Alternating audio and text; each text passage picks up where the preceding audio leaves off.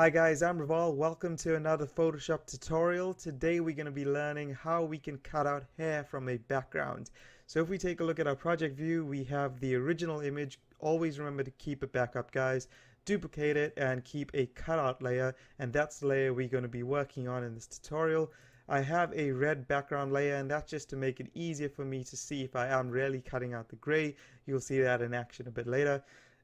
We also have another layer here, that's the background that we are going to put in later. So in this tutorial, we're going to be using something called the background eraser tool. If you hover over your eraser tool, hold down the left click, you can then select the background eraser tool. We have various sizes here. Just drop that down to a lower one and drop down the hardness to I think around 50%. That works well. It allows us to have like a feathered edge to our background eraser. And then please select this, which is sampling once, and I can never pronounce this word. It's discontiguous, and select that as the limit option. Tolerance, this is going to be a trial and error game here. And protect foreground color, make sure that that's checked, and let's set our foreground color. We're going to work on this side first, and it has a lot of blondish colors, so we're going to go with that for now. And you can increase the size and decrease the size of your brush using the square braces on your keyboard. So I'm going to start with there, and maybe increase that tolerance to around 30.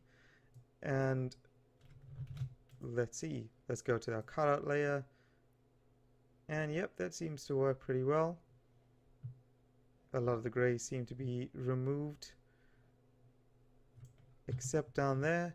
So maybe just we'll go with this for now, keep that going, and then increase it ever so slightly, maybe to 40% actually, and still a no-go down there.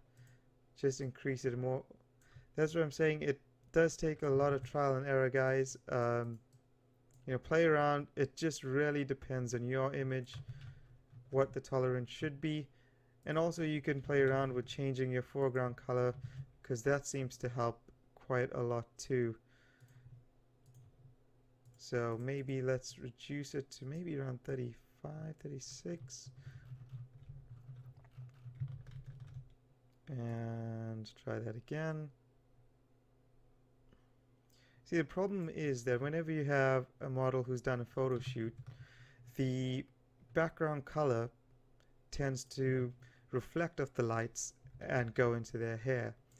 So you end up having a lot of the background color on the model's hair, which is not the best thing. But that's why we have Photoshop to deal with this.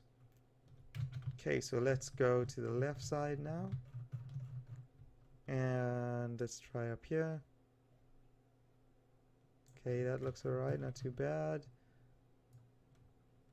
Maybe increase it a bit actually. Yep, that looks much better. And we're going to keep going down. Remember, I'm just doing a really rough job just for this tutorial. It takes a lot of trial and error to get it absolutely perfect, but if you are taking your model and replacing the background here with something completely different, or something that these fine grays like this is going to disappear into, then you can get away with small things like that. So let's just get rid of the rest of the gray here just quickly, and down here as well. We then going to manually go in and select our eraser tool this time. Actually, we're going to have to background erase that bit. There we go.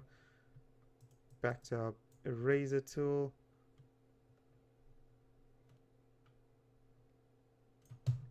And we can keep going, remove that. Move that down there. Oops. Just move it down there. Move it down there. And remove this top bit here.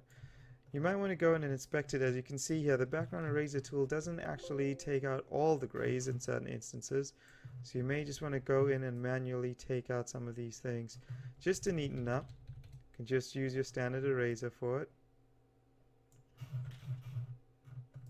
And again, just for the purpose of the tutorial, I'm not going to do this 100% perfect. Okay, remove the background. And here you go. So for a real rough job, I say that was quite effective. Okay guys, so that's how you remove the hair from the background, and you can see there's still some more down here, and quickly you can just neaten that up. Just increase the size of the brush here, and there you go.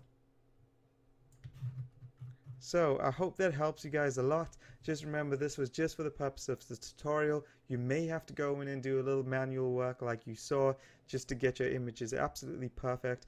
But if you want to do a rough job, this works really well. Thanks for watching, guys.